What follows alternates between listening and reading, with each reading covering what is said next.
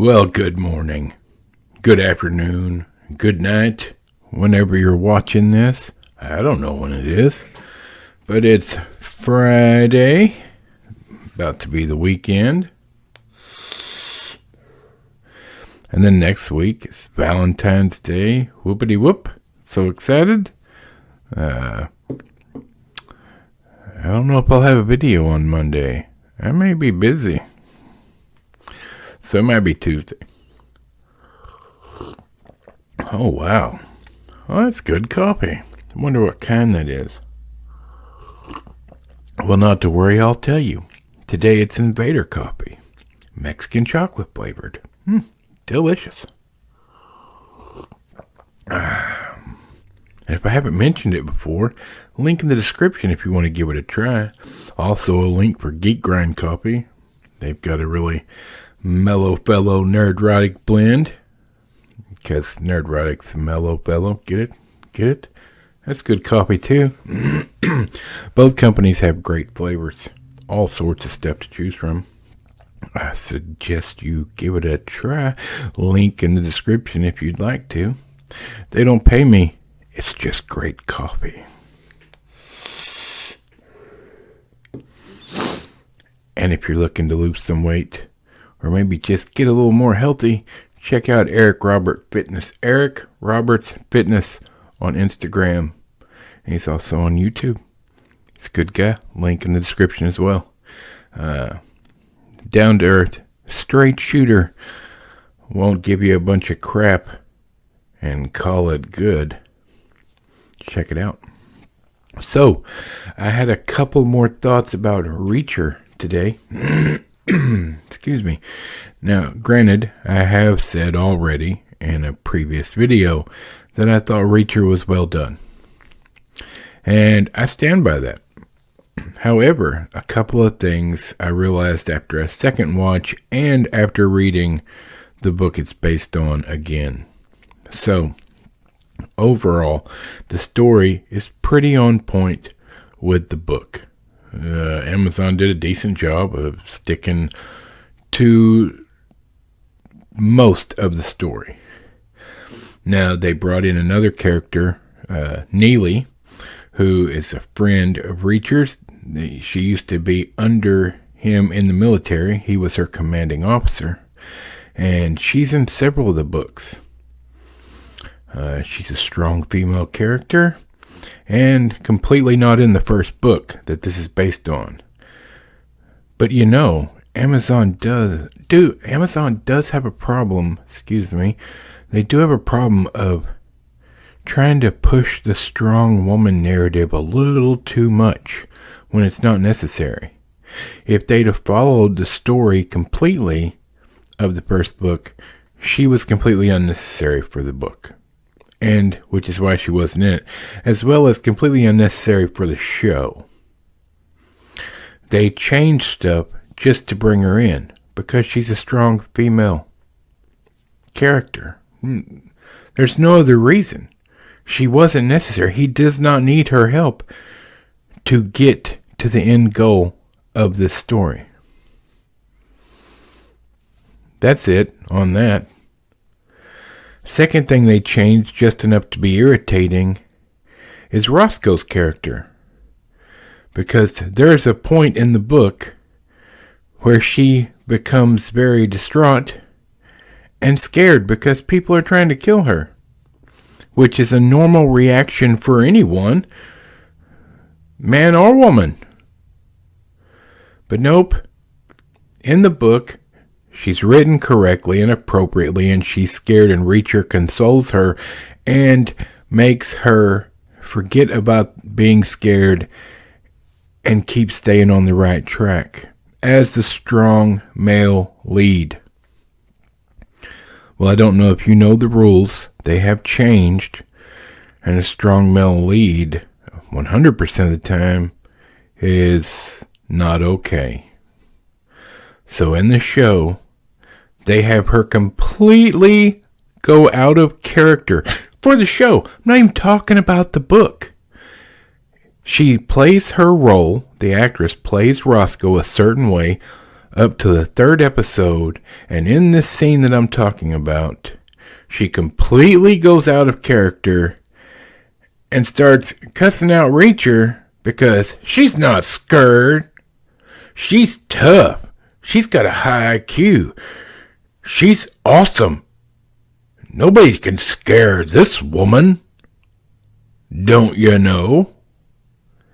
And it plays out stupid. Because then she reverts right back to the way she's written in the book.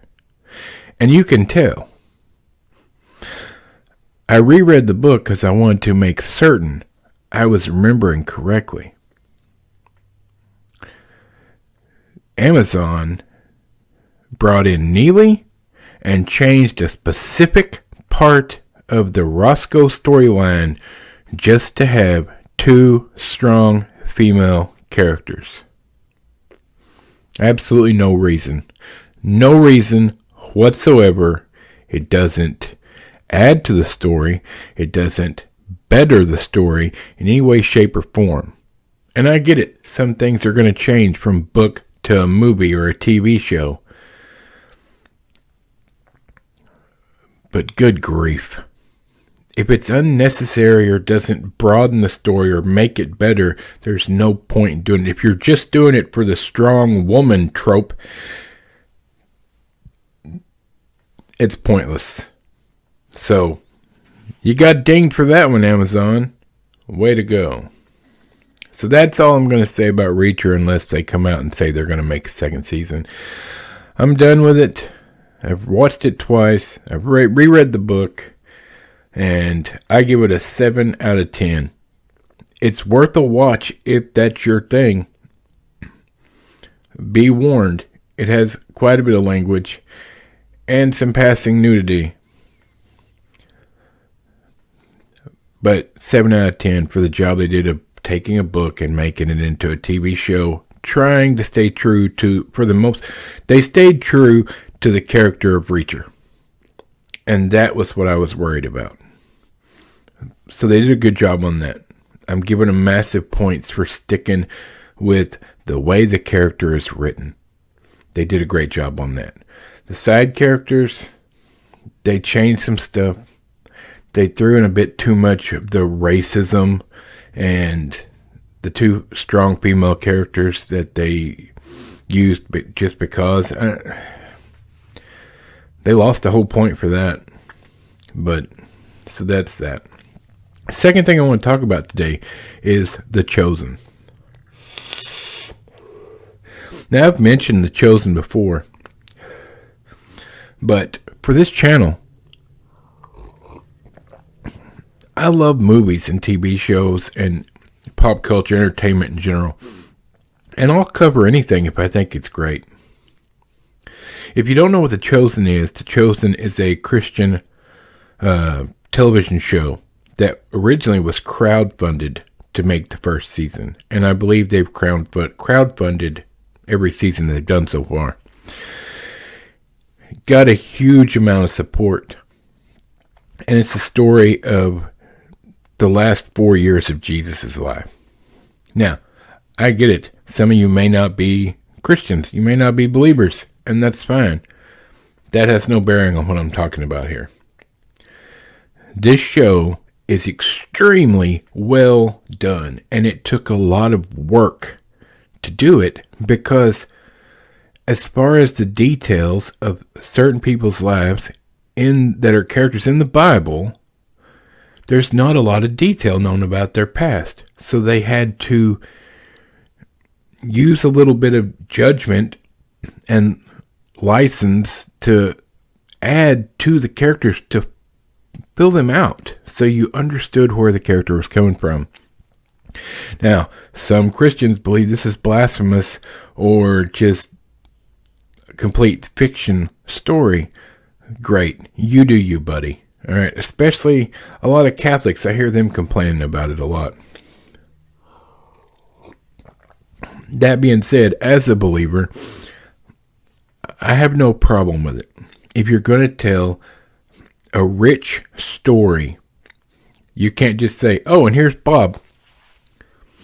Well, where'd Bob come from? It doesn't matter. This is just Bob.